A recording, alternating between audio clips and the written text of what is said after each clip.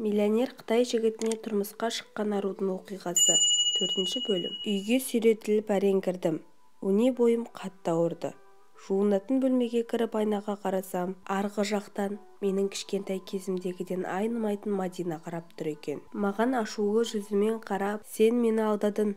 Баяғыда маған берген уәдеңде тұра алмадың. Өскенде кім боламын деп едің?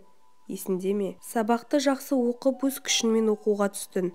Диплом алып жақсы жұмыс істеймін. Жақсы жігітке тұрмысқа шығып отбасын құрамын. Ана атанып, балаларыма бар мейірімімді төгіп өсіріп, мені тастап кеткен анама, балалық шағымды ұрлаған ата-апама жақсы адам болғанымды көрсетемін. Демеп пе едің? Дәл қазір өзіне қарашы. Сен енді кім болдың? Деп сұрағанында одан ұялғаннан жүзімді тайдырып әкеттім. Жерге отыра қалып өксіп жыладым. Расымен мен кіммін осы? Не үшін келдім мына өмірге? Кім үшін? Не үшін жанталасып өмір сүріп жүрмін? Деген секілді ойлар санамды жаулады. Өз-өзіме қол жұмсап өлгім келді. Бірақ менің өлімім мұндай әділетсіздік орнаған әлемде кімге керек еді? Сол түні өз-өзіммен арпалысып, бұл қаладан ешкім білмейтін басқа жаққа кету болды. Содан барлығына қолымды бір сілтеп кетемін деп шештім. Осылайша бүкіл заттарымды жинап, ауылға апаратынын апарып, атам мен апама рахметімді айтып кетпекші болдым. Әрине, апам жібергісі келмеді. Өйткені оларға ақшалай көп көмектесіп тұратын едім. Кез келген қалаға кетуге дайын болдым. Сұрастыра келе солтүстіктің бір ауылына баратын болып шешіп, пойызға билет алып, жаңа қалаға, жаңа өмір бастауға аттанып кеттім. Дипломмен ауылға бағдарламасы бойынша солтүстіктің бір шалғай ауданына келдім. Сол жерде кішігірім ауылдық мектепте жас маман болып жұмысқа орналастым. Мұнда ешкімді танымайтын едім. Мемлекеттен маған тұратын үй берілді. Өткенімдегі келеңсіз жағдайлардың барлығы ақырындап ұмыт бола бастады. Жаңа орта мен әріптестеріме бой үйрене бастадым. Ауыл тұрғындары да қарапайым жандар еді. Мені жақын тартып жақсы қабылдады. Алдыма үлкен мақсат қойдым. Сол үшін көп жұмыс істеуім керек еді. Ауылдан апам жиі хабарласып тұратын. Хал жағдайымды сұрай сала, қаражат мәселесін қозғап, ақша жіберуімді өтінетін. Қазір телефон тұтқасын мүлде көтермейтін болдым. Жастайымнан тірі жетімнің күйін кешіп, есейгенде сезімге алданып, ең сорақысы зорлық-зомбылықты да көрдім.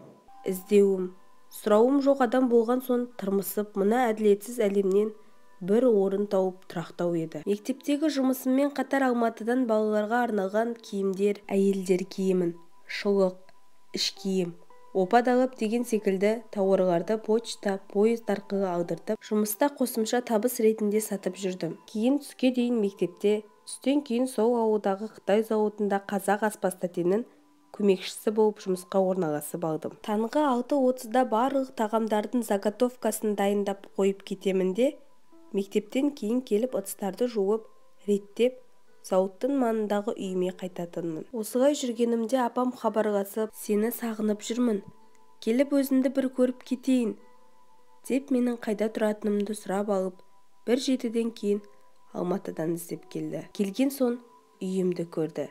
Жағдайымның жақсы екенін көріп, үндеген жоқ.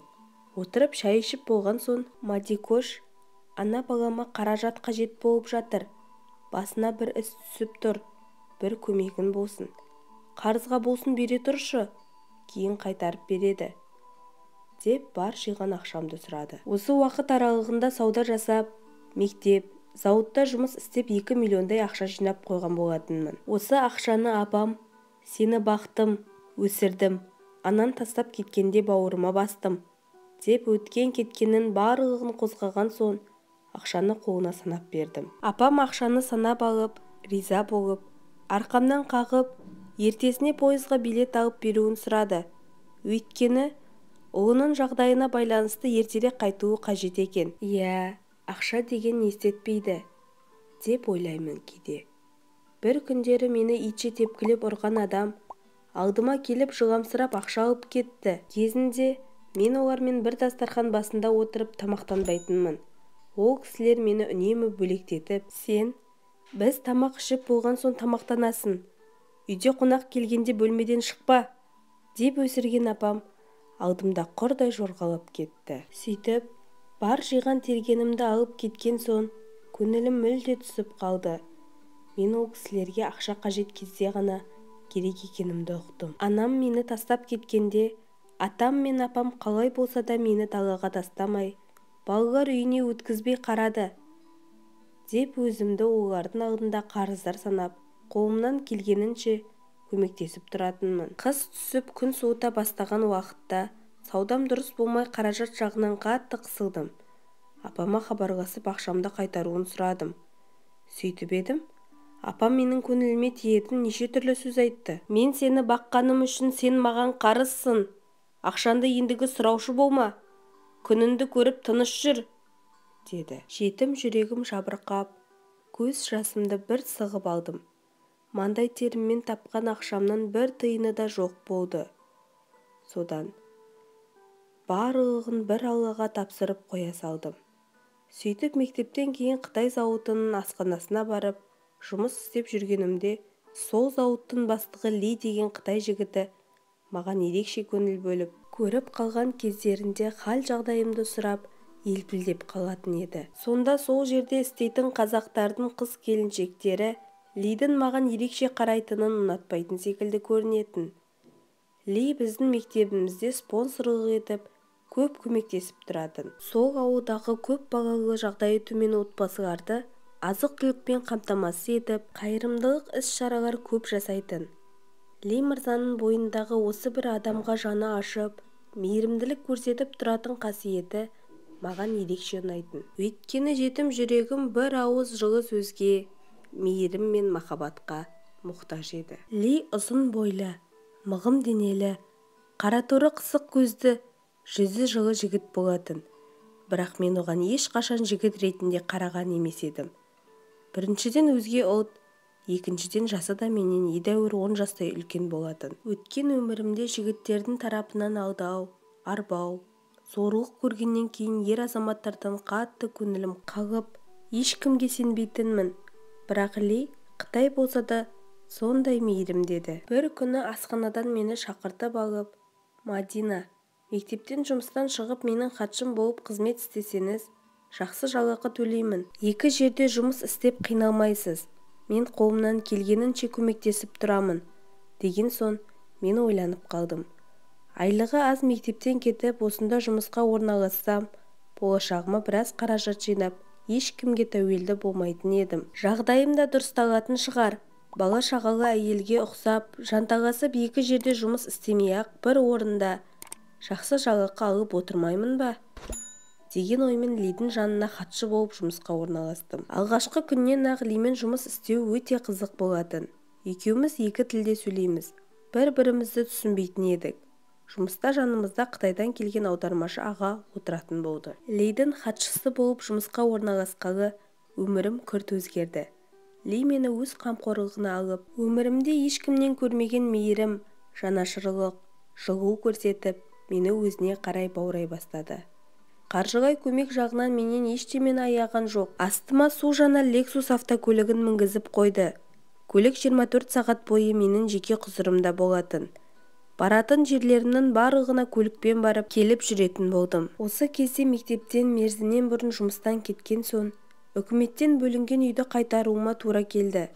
Бұл үйді қайтарсам, пәтерден пәтерге көшіп қонатын болдым ғой, деп мұңайып отырғанымда, Ли мырза менің жағдайымды аспаз тәтеден естіп жаныма келіп, Мадина, сен тұрғын үй жағынан еш уайымдама, деп араға бір жеті салып, маған ауданнан барлық жағдайы жасалған үлкен үй сатып алып берді. Сондай-ақ айлығымнан бөлек карточкама майда шүйдене жаратарсың, деп қомақты ақша салып тұратын болды. Өмірімде мұндай қамқорлық пен қалтана қарап қысылмай ақша жұмсауды, кез келген дүкенге кіріп, қалаған затынды сатып алуға болатындығын көріп, сезіне бастағанымда, өмірге деген құлшынысым артып, болашағым керемет болып келе жатқандай әсерде жүрдім. Осылай май шелпек батпан құйрық маған аспаннан түскендей болды. Туыла салып тағдыр тәлкегіне түскен мен секілді жетімге Лидің жасаған жақсылықтары Құдайдың маған жасап жатқан сыйындай көрінетін. Ұлты Қытай болса да өз туыстарымнан, қазағымнан көрмеген мейірім мен жылуды